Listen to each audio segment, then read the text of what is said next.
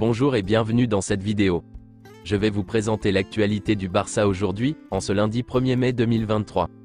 Si vous êtes nouveau sur la chaîne, ici je parle généralement de l'actualité du Barça. Donc n'hésite pas à t'abonner, et appuyer sur le bouton j'aime pour me soutenir. Merci, et commençons.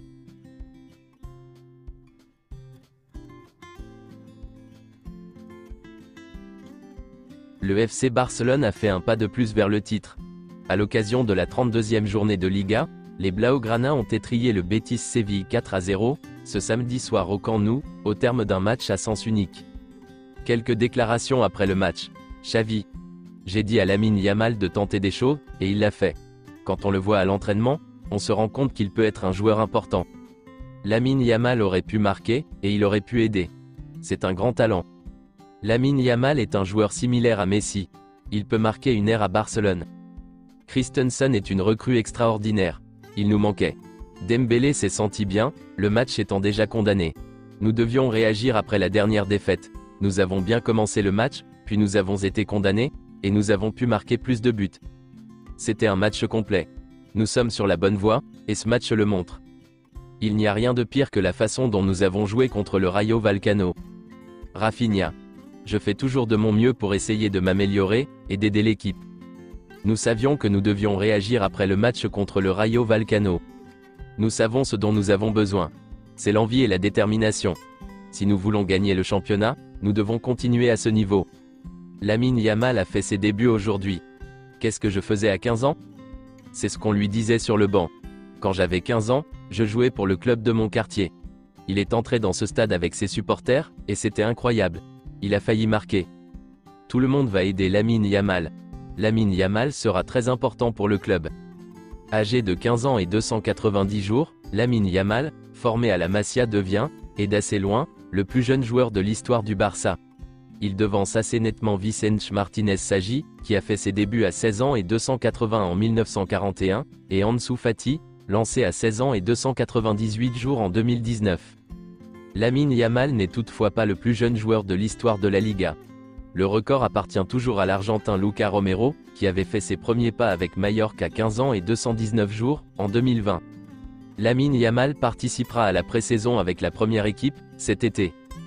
Quelques déclarations de Lamine Yamal. Il y a eu tellement d'émotions en même temps, contre le Real Betis.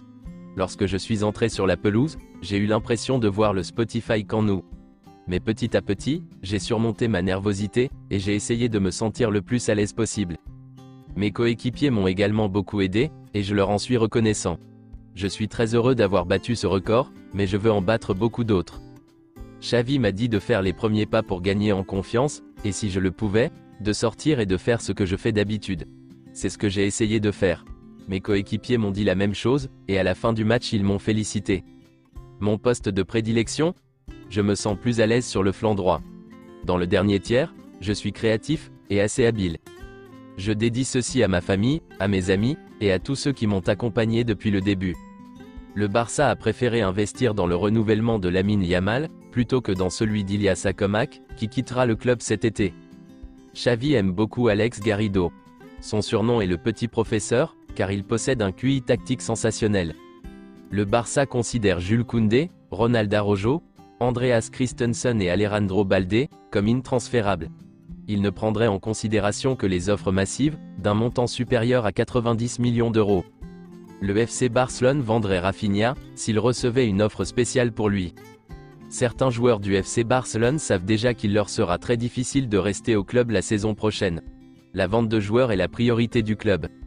L'avenir de Kessié est incertain. Le joueur souhaite rester au Barça, mais le club envisagerait de le vendre en cas d'offre intéressant. Samuel Umtiti, prêté par le Barça, réalise une excellente saison, et de nombreux clubs s'intéresseront à lui cet été. Son retour à Barcelone n'est pas envisagé. À ce jour, l'opération Vitor Roque est froide. Le Barça n'a pas les moyens de le recruter, et de payer 40 millions d'euros. Le joueur pourrait s'engager avec un club portugais ou anglais. Une source affirme que Léo Messi est serein quant à son avenir, et attend le Barça. Le Barça a présenté un plan de viabilité à la Liga il y a quelques jours. Si la Liga désapprouve ce plan, le club en présentera un autre jusqu'à ce qu'il obtienne l'approbation, et une fois cette approbation reçue, il enverra une offre formelle à Messi. Léo Messi acceptera l'offre de Barcelone dès qu'il recevra une proposition du club. Messi ne se soucie pas de l'argent, il veut juste revenir au Barça. Si la Liga ne donne pas son accord à Barcelone, c'est l'offre du PSG qui sera sur la table.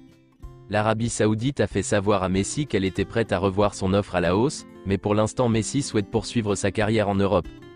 Matteo Alemany et Ferran Oliver ont tenu une réunion à Madrid avec des représentants de la Liga, pour discuter de la question du fair play financier, et non du contrat de Messi. Bien qu'il soit important d'atteindre les objectifs du fair play pour le retour de Messi, la réunion entre le Barça et la Liga a été très fructueuse, et très positive. Le Barça continue de progresser dans son plan de viabilité. Ils vont vendre des joueurs et restructurer l'effectif, car le Barça doit réduire sa masse salariale de 180 millions d'euros. Le Barça a besoin que la Liga approuve son plan de viabilité pour pouvoir enregistrer les nouveaux contrats de Gavi, Araujo et Baldé, ainsi qu'enregistrer Íñigo Martínez, et conclure la signature de Léo Messi. Barcelone est optimiste.